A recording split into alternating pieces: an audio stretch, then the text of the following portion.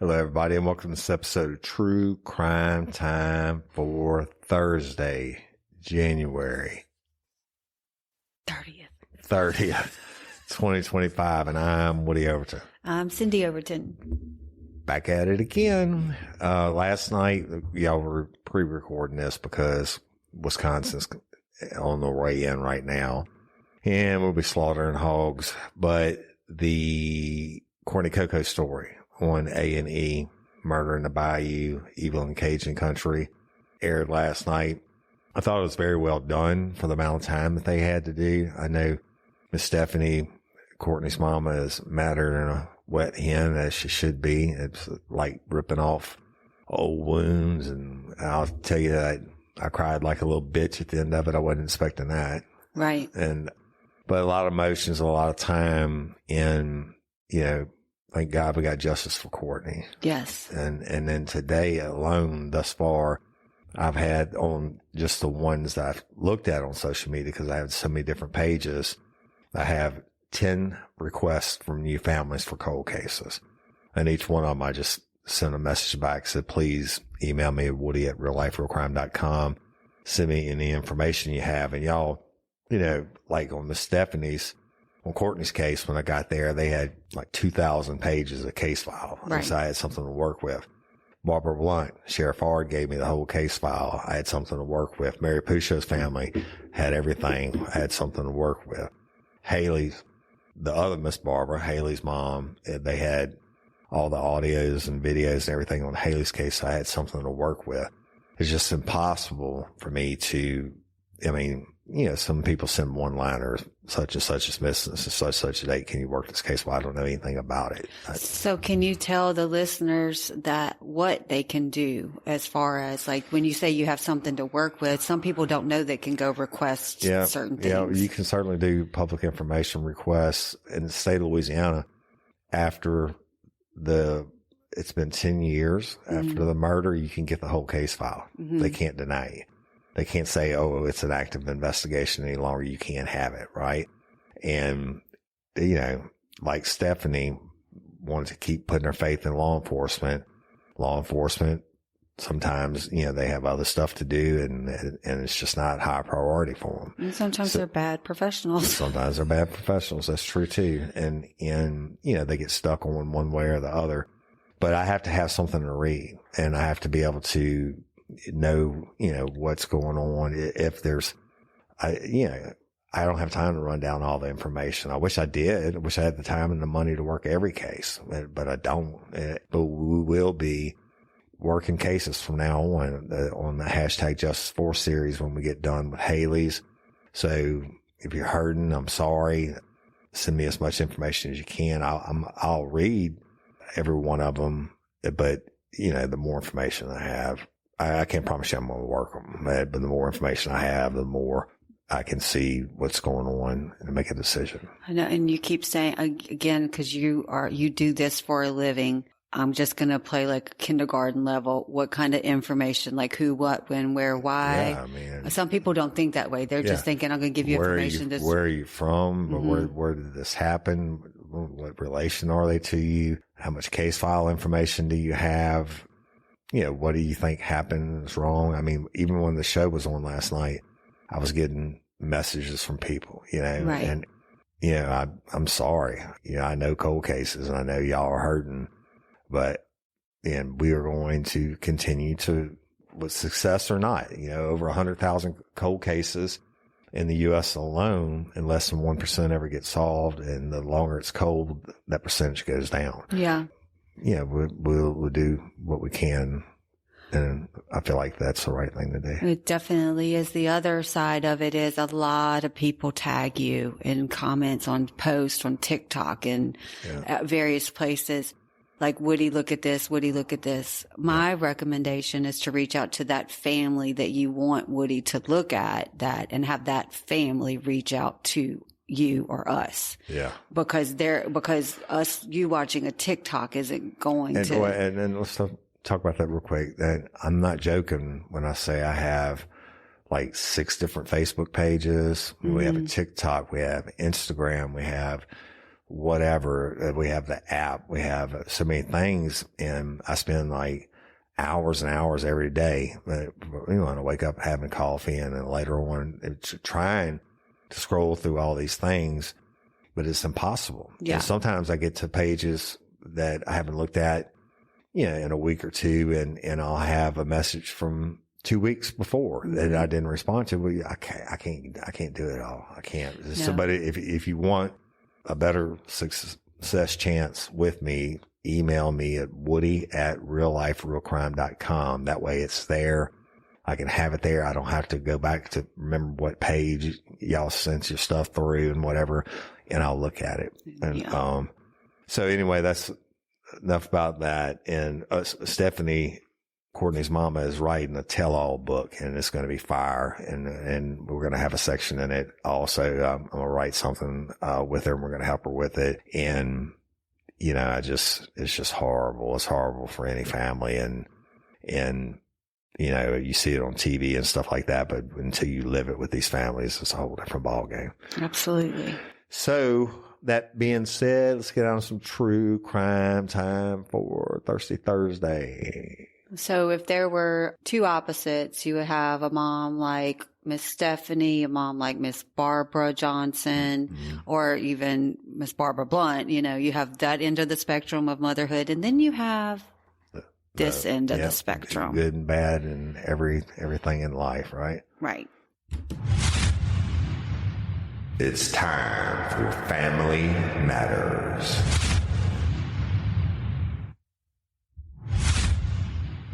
It's time for Worldwide Crime. Lay it on us. So a mom has killed her daughter. Nice. By starving her to death. Oh my God. How many of these do we do? There's no reason to ever kill your daughter or a person or anyone, especially, I hate to say, your own blood that you grew and made. Right. But guess why she killed her daughter? I can only imagine. But if you were going to kill them quick at least. Don't starve them to death. Starve to death. That's horrible. Starve to death. Do you want to take a guess at it? No. I mean, this world's so fucked up, I have no clue. She looked like her father. Didn't want to be reminded of the one that planted the seed. I guess not. Yeah. So Sandrine Pissarra was sentenced for the death of her daughter, Amandine, in a French court on Friday, January 24th. A French mother has received a life sentence after starving her 13-year-old daughter to death. That's crazy. How do you... I don't know, man. She was sentenced to life imprisonment with a minimum of 20 years in French court on Friday for the death of her daughter in August of 2020. The little girl weighed just 62 pounds or 28 kilograms at 5'1" tall when she died on August 6th. I mean, that's literally just your bones. Yeah. I mean, your bones and your organs weigh that much. Right. Her face was swollen with several lost teeth from the malnutrition. She was covered in infected wounds and her hair was pulled out. She died in the village of Mont Blanc, southwest of Montpellier, according to reports. She suffered extreme weight and muscle loss and septicemia after being locked in a storage room and deprived of food for weeks at a time. On the day of her death, the mother claims that her daughter had eating disorders and swallowed a piece of sugar, fruit puree, and a high-protein drink before she began vomiting and stopped breathing. Yeah, well, they have doctors that can tell you otherwise. The mother of 8, why you always say this, why one? Yeah, because she looked like her daddy. Admitted in court to abusing her daughter because she looked like her father. That is so fucked up. She was prosecuted for inflicting acts of torture, barbarity on her teen daughter, and she has been in custody since May of 2021. Her former partner, John Michael Cross, was sentenced to 20 years in prison with no possibility of parole for Almondine suffering in his joint care. Wow. She was reportedly abused by her mother for a decade.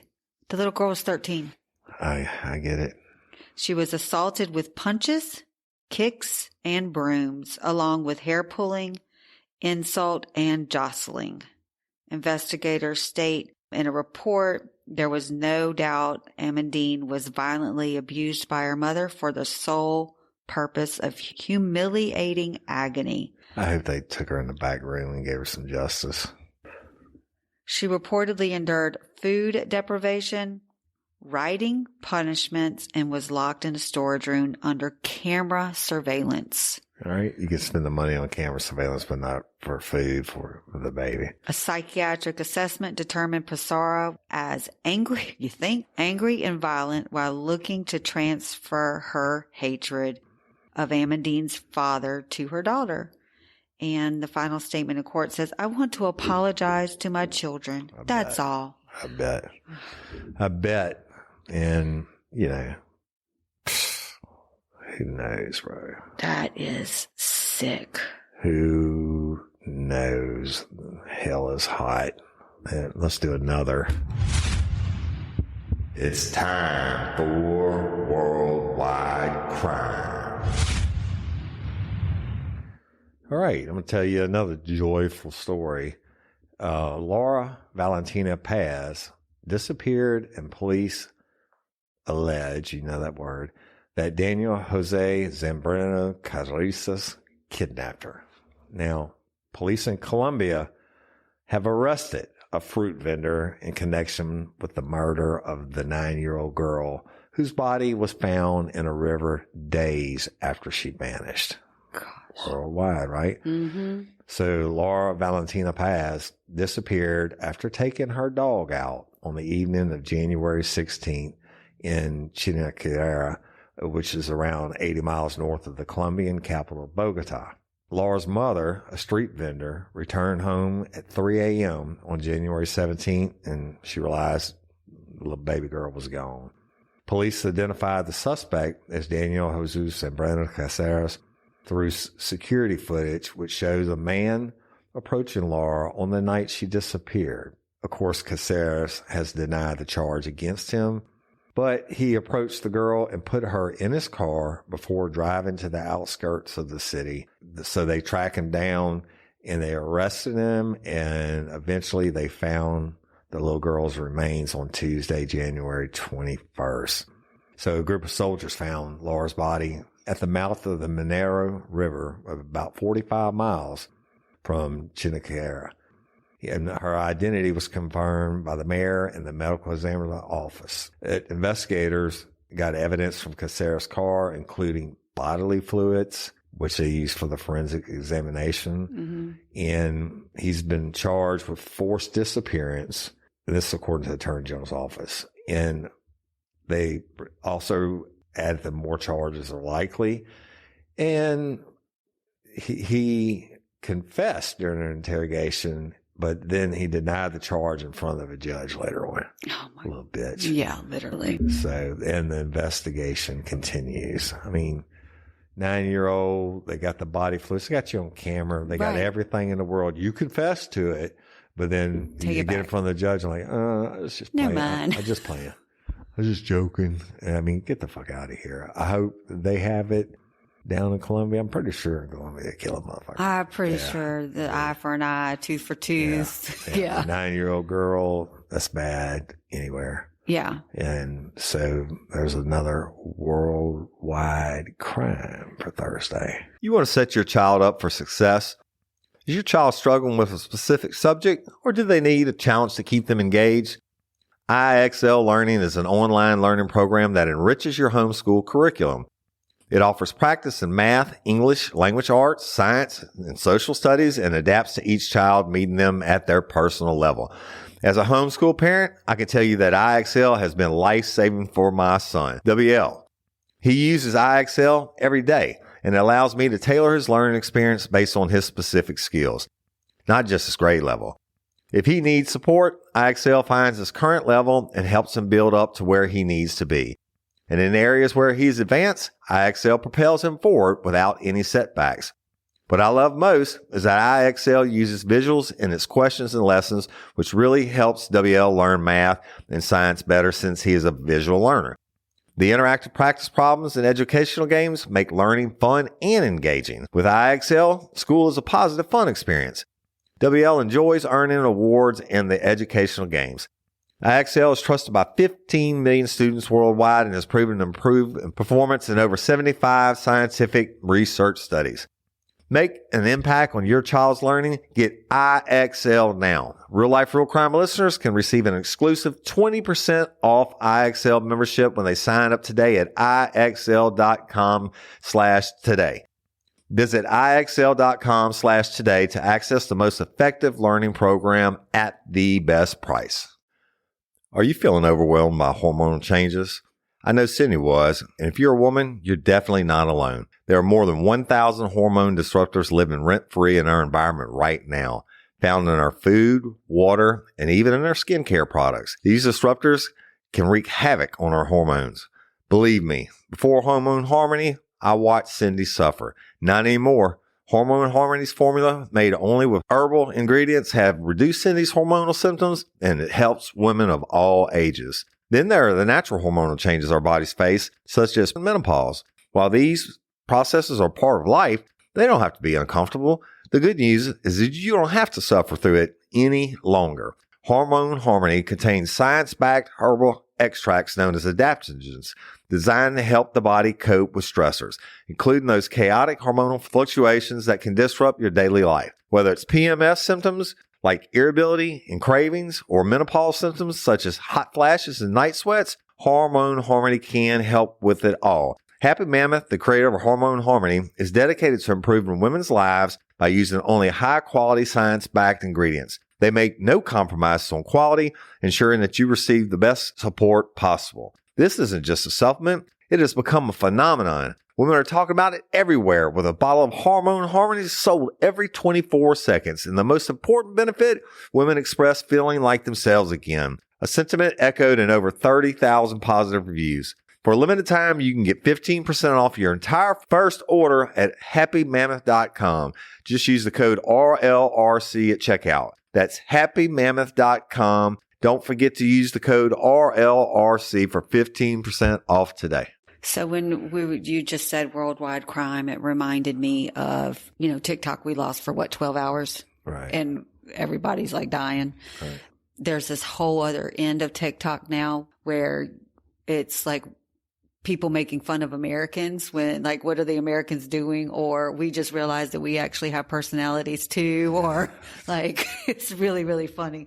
But when you said worldwide, when TikTok was shut down, it was just America. Right. The rest of the world went on, and they were like, oh, we actually have funny people in France. Right. Yeah.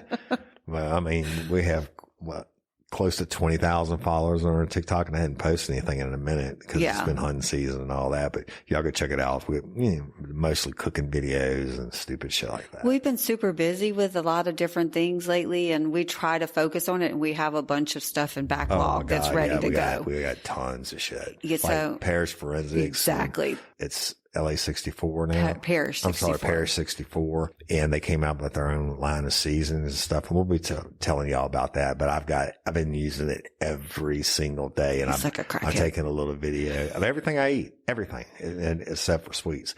And you should try it on sweets. I take a video of it. I put it on popcorn. That's, Yeah, but it's not really a sweet. That's not sweet, but I love some popcorn. Some people like salt, savory, sweet, and savory together. Yeah? Yeah. Okay. So, like, I know a woman, when she was pregnant, she would put potato chips in her ice cream. That's too much. I can't. I know. Sophie used to dip her French fries, her McDonald's French fries, in her shake or her ice cream. I think a lot of people did that. Well, that's sweet and savory. Yeah. You learned what sweet and savory meant a couple of weeks ago. Right. From the English, about the meat pies or whatever. So, many years ago, and this is not a swim story by any way, shape, or form. So I just want that to be clear. This is not even like a joke, but many years ago, there was a group of young men in a small town that snuck out of their home, or one of the boys' homes, and they were all spending the night together. Right. And They snuck out and they went to the top of the hill in this little small town, and they had eggs. When we were growing up, we had egg wars on Halloween, right? You couldn't find an egg. You used to buy a case of eggs weeks ahead of time and let them rot in the yard. Yes. And you couldn't find an egg in our parish, cause that's what we did. Right. Well, this was not Halloween. This was not that. So they go on the top of this hill, like at 2:00 in the morning, and they start throwing eggs at cars that go by. Well, one of them isn't paying attention. They're all in the moment.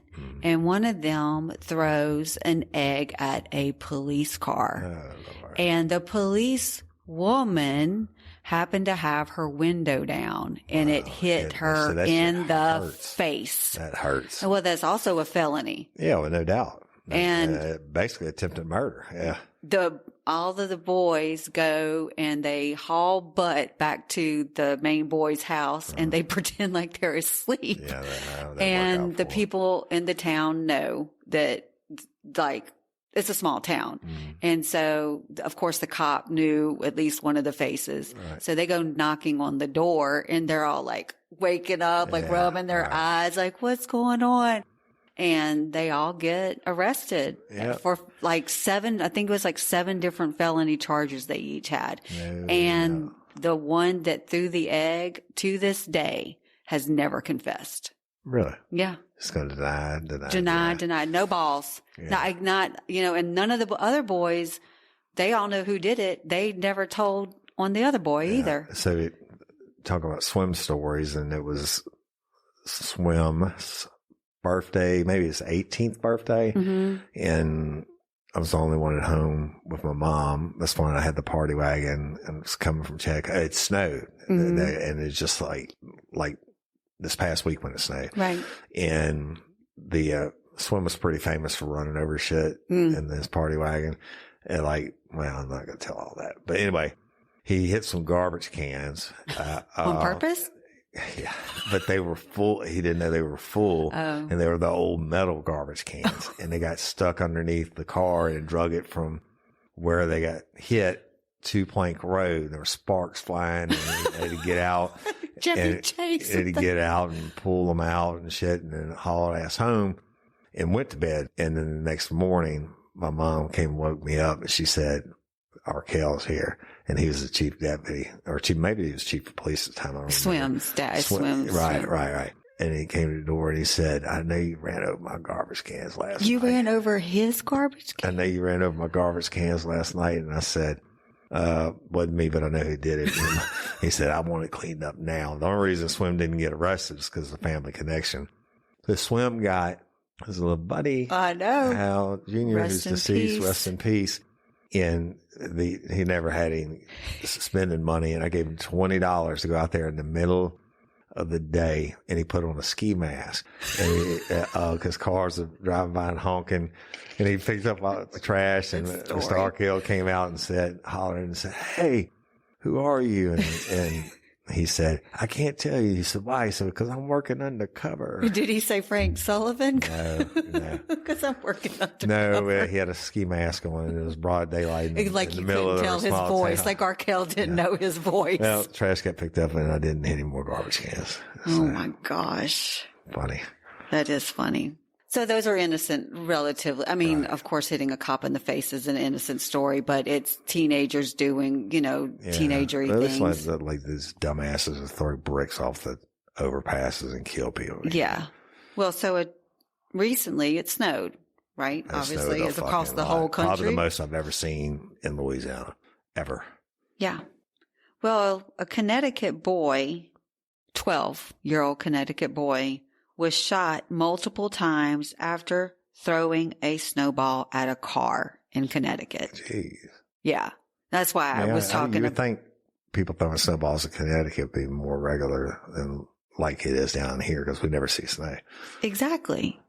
But a 12-year-old boy in Connecticut has been shot after throwing a snowball at a car on Wednesday, January 22nd at approximately 7:15 p.m. in the area of Capitol Avenue and Park Terrace in Hartford, Connecticut, a young boy was shot while he was with an 11-year-old but the 11-year-old wasn't struck by any bullets. Hartford Police Lieutenant Aaron Boisvert, I always try to think it's like a French pronunciation, but it's Boisvert, said that the boy, of course, hasn't been named, was hit multiple times before being taken to Connecticut Children's Medical Center. That's crazy. The lieutenant also says the boy's injuries weren't life-threatening. And he confirmed that no arrests have been made as of yet, adding that this is a very active investigation. And the officer gave a conference on Thursday, January 23rd, confirming that the car looped the block to chase the kids before shooting. Wow, it'll show you, huh? He says it could have been a lot worse, and he's not sure how many people were in the car. The 12-year-old, like I said, was with another juvenile who was 11. And they were literally throwing snowballs, and one of the snowballs hit the car. I mean. And the dude didn't like that too much, huh? No. But you're going to shoot a 12-year-old up for a snowball. Exactly. And there is some video footage, hopefully helping to the ongoing investigations, and they're working to identify the car. Garfield Haylett said he was less than a block away cleaning up his restaurant when the child was shot. He said, we can't have this in our community. It's not good anywhere. Why do we have to live like this? I don't understand. To put bullets in a child is very disturbing. I mean, they were throwing snowballs. Yeah, see, I got another swim story. It reminded me of that. I guess we were about that age. Me and my best friend, I won't say his name. But it was summertime, 4th of July, and they had fireworks, and we had a passel of smoke bombs. They were right there across from the Baptist church, the street off of Main Street in Clinton. Mm-hmm. And we're on the hillside, and we were throwing smoke bombs at cars when they came by, and one went in the car. And the dude slammed on his brakes, and he got out and ran up to us. And but at least they didn't shoot us. And he said, you just stay right here. I'm going to the police station was a half block away. Right there. He said, I'm going to the police station. You stay right here. I'm going to get the cops. We're like, okay. As soon as they draw off, we haul ass. I'm probably still running from that. Yeah. But we didn't really intend to hurt anyone. We were just throwing shit, being stupid kids. But that one got shot, and that happens. That is not good. No. So, and then to loop around. Yeah. He came back with intentions. Yeah. They're going to get his ass. Mm-hmm.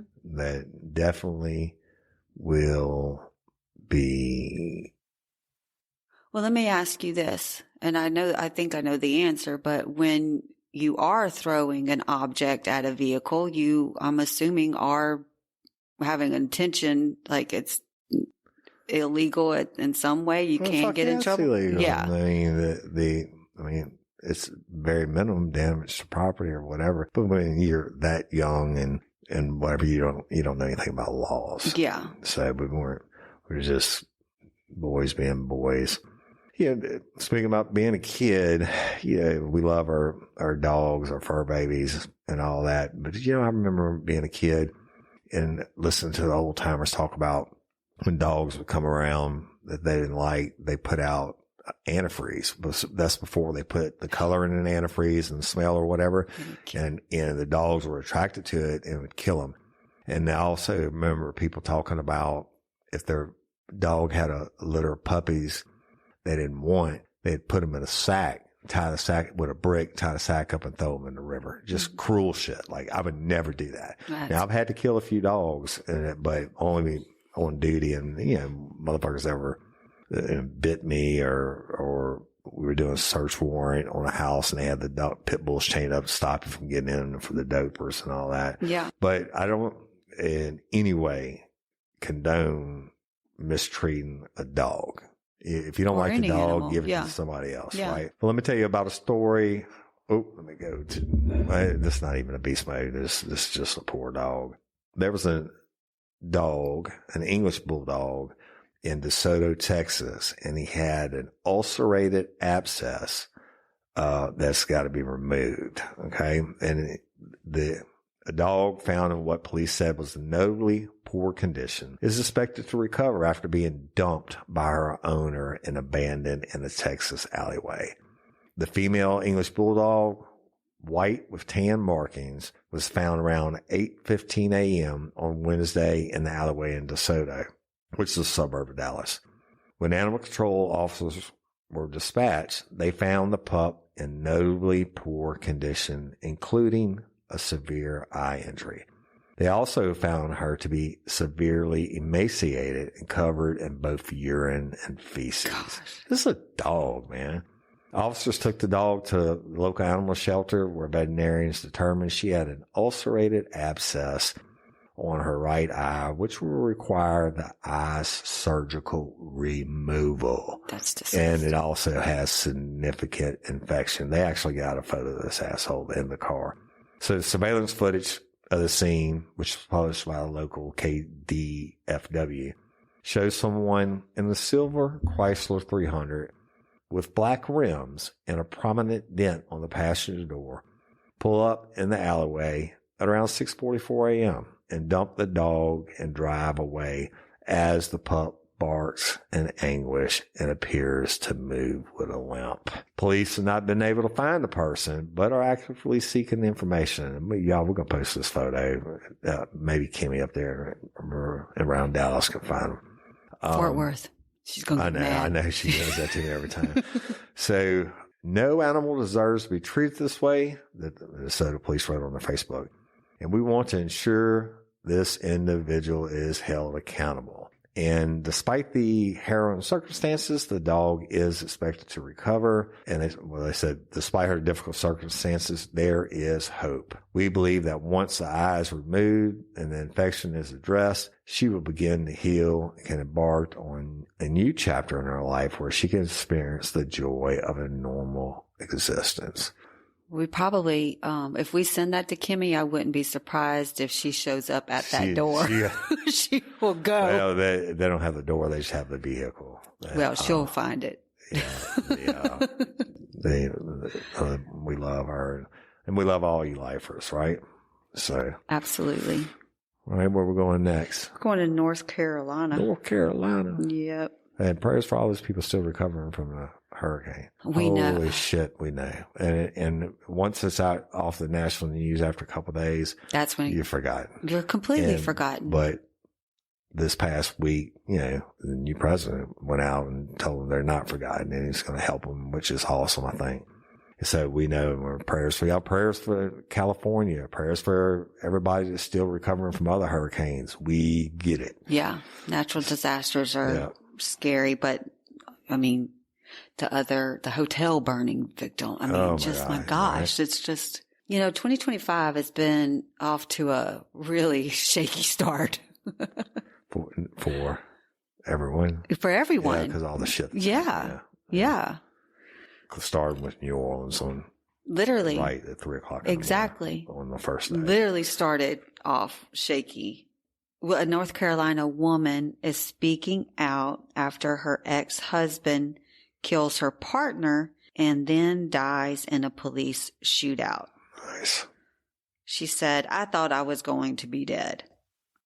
So Jill Rohner's ex-convicted stalker, Antonio Rodriguez, could have killed me, but opted not to, she said after the fatal shooting.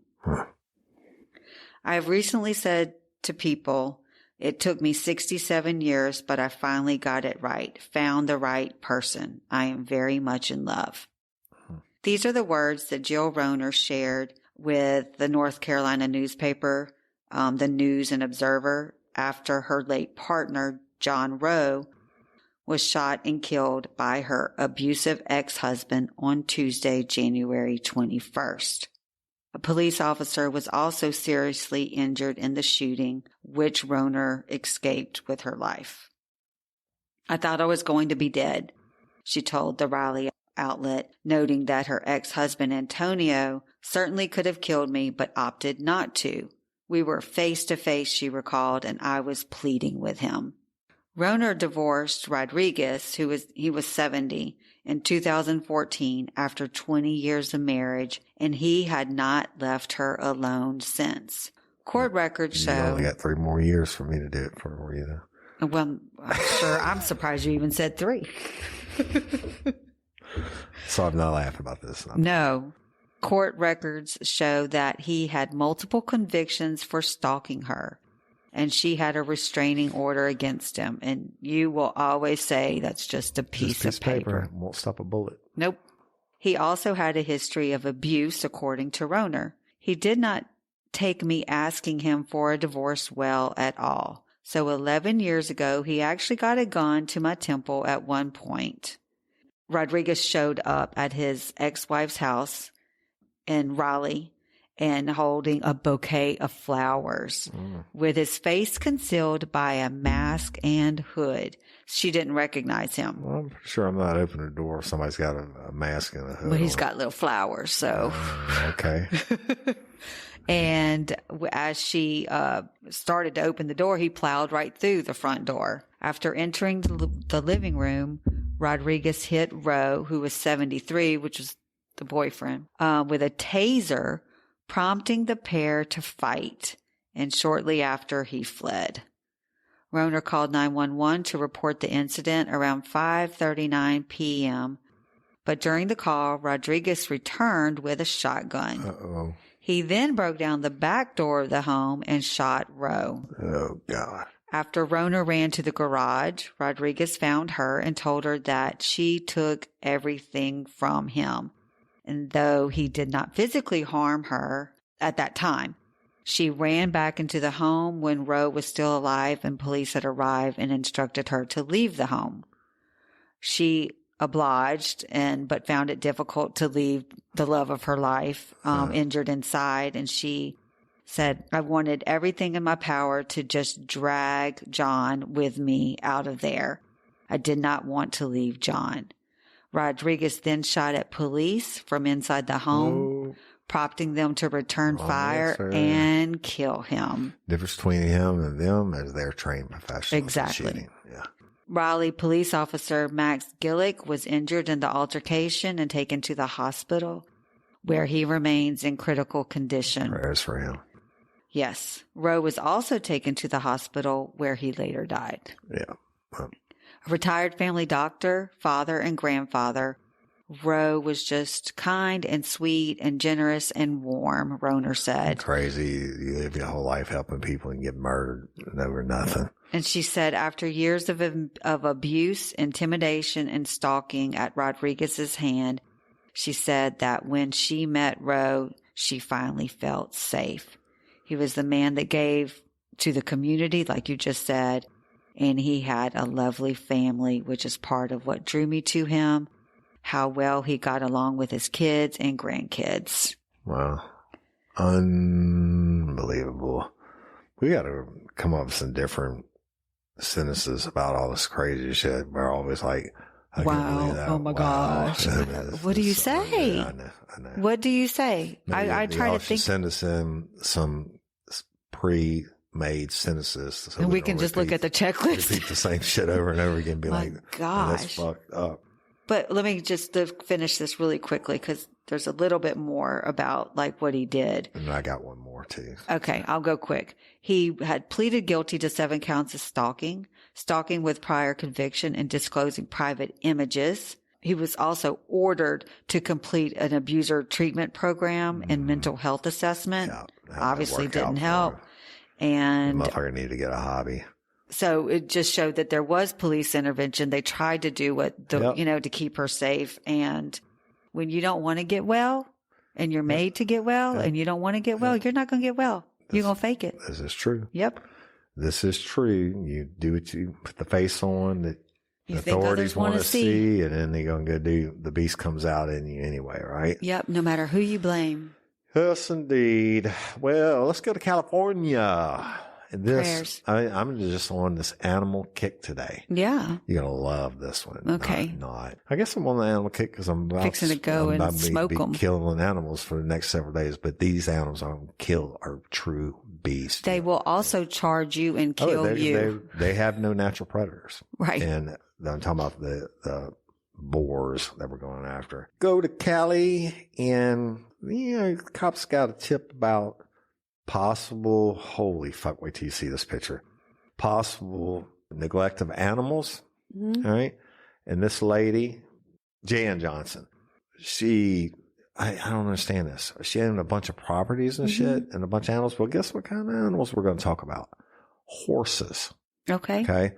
So she is arrested after 27 horses were found dead across multiple properties. On Wednesday, she's not done yet.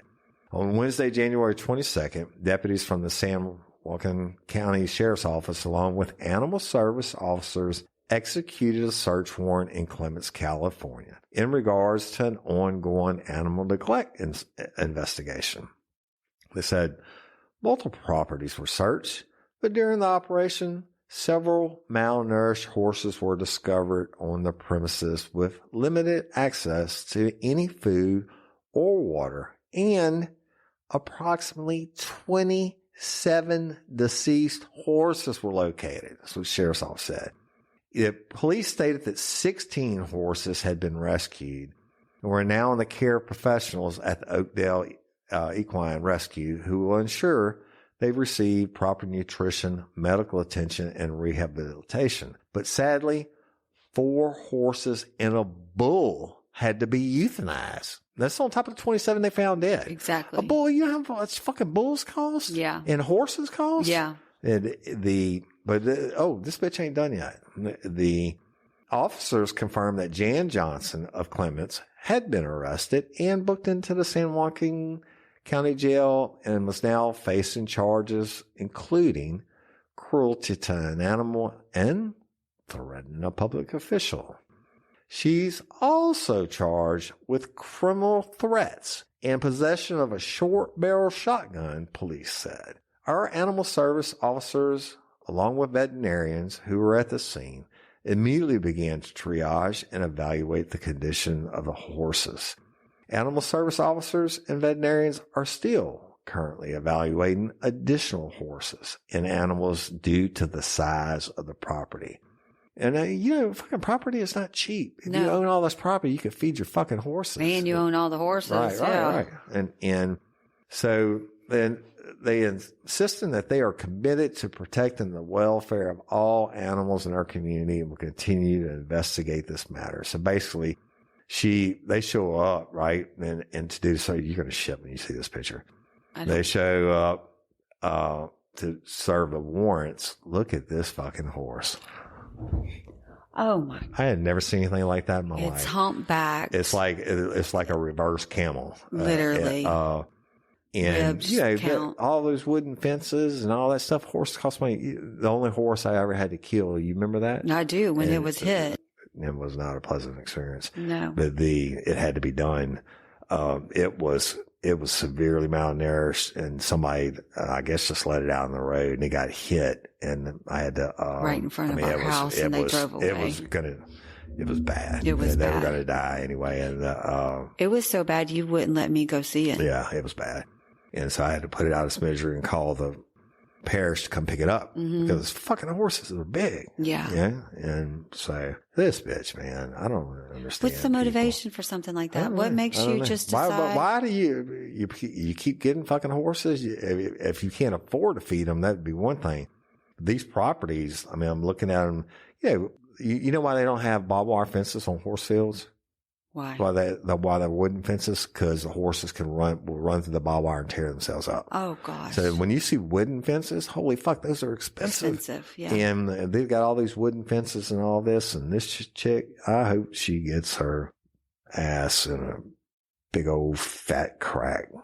Just sad. His horses didn't deserve it, and the bull didn't deserve it, and that dog didn't deserve it in the last store. No.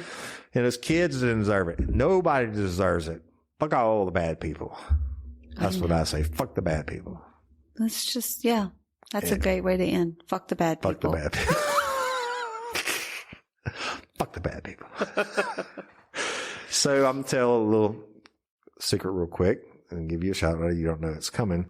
So this morning, set up pretty late. Nah, not that late last night for me after Courtney's thing and what have you, and send you that Wisconsin's going to be at our place up in the country, which is about an hour from here, by about 5:30 this evening. I got some all guys coming over, and so I'm frying backstrap, deer backstrap, aged deer backstrap that we hung for almost 3 weeks, and took it out last night. And I got up this morning, and but do you have to? I mean, how many pounds of meat? It's a lot.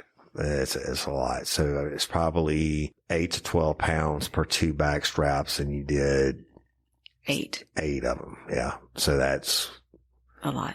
Like 50 pounds of cut up. So the backstrap has to be clean because they have the sinews on it. You can't just go in there and cut it up and eat it, right? Because the sinew is the stuff that, for those of you that don't know, like the Indians used to make their bowstrings out of. You can't chew it. No. It's impossible. They used to sew their teepees and shit up with it. But just having that little bitty piece ruins the whole piece. Thing. That's right. And so she had trimmed all that up, sliced it all up the size I like to fry it in, dipped it in my secret recipe, the Louisiana hot sauce, which is now going to be the Paris 64's hot sauce. We'll tell you about that later on. And rolled them all in flour. We got trays and trays. We got 50 pounds of meat. But naturally we have a fryer up there, but we have a bigger, better fryer here, outdoor fryer. And as soon as we get off air, we got to get some propane. As soon as we get off air, Cindy's now going to go get propane. Cindy's going to go get propane. I'm going to take a shower. He came up with about 50 things he could do. I think I'm going to go trim my hair. I think I'm going to go drink another cup of coffee. I got to catch up on social media. Yeah, I don't really like to go to the store. But well, no, this was while I was doing the meat. Yeah. But the original plan was you to go do it all by yourself, and I wasn't going to have you do that all by yourself. Well, you took care of it, and the boys from Wisconsin are going to appreciate it. And I'm just giving you a shout out. That was super cool. Because look, it takes, like when I fry like that, it'll take me 8 to 10 hours from the trimming to the battering to the frying to whatever. But add to the menu, fried biscuits, which they'll know about, and of course, French fries and what have you. Yep. Thank you for doing it all. Hey, thank y'all for liking and listening and sharing. We love and appreciate each and every one of you. Thank you, Patron and Convicts, and hashtag Justice for Haley. Y'all stay safe and love one another, and fuck the bad people. Can I say something really quickly? Because I'm really excited about some of our new sponsors. Yeah. They are national sponsors, but I'm excited about, we have had Factor as a sponsor a couple years ago. Right. We really enjoyed their foods. That's just good. Yeah, it was really good. Easy 2-minute meal. But we say it's good. It's not like normal people saying it's good because we cook shit. Right. I mean, we're foodies. Right. Yeah. And then another one that I'm excited about exploring is Mood, which is. Yes, that's going to be, that's the good, legit shit. Yeah. Y'all, if you got problems with sleeping or anxiety or whatever, I know this because when I went to Florida, the largest chain down there, went fishing with one of the guys that owned it, and he gave me some stuff. I'm like, holy fuck, this really works. So yeah, but thank you for them. And typically this is the slowest month of the year for podcast advertising, and we're full up. Right. Oh, well, I say we're full up, but we would love to back the local, like we do Parish Forensics and, LA Pet Crematory and that. I mean, we like those personal relationships. Yes, we do. And so I just want you to know that if it's an advertisement on the show, it's because we actually do. Yeah. Everything I read, every ad that I read, we've gotten it and we've tried it. Right. It's not just something. And we're given the option. Like, it's not just, you're going to do this and whatever. Right. We're given the option. Do you want to sponsor this? And, I mean, and we always end it with whatever the deal is that they give y'all on it. And y'all have always, tried the things in the past, but you're right. It's legit. Yeah.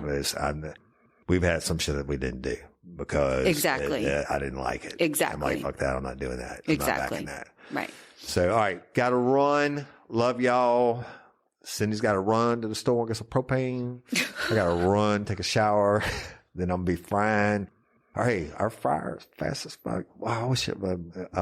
Bayou Classic fryer. That dude, I mean, as fast as you can put it in there. I'm going to be contacting Bayou Classic. Yeah, you need to contact him for real, because we got videos of that. That dude is a beast. And, but anyway, love and appreciate each and every one of y'all. And I'm Woody Overton. I'm Cyndi Overton. I'll holler at y'all later. Peace.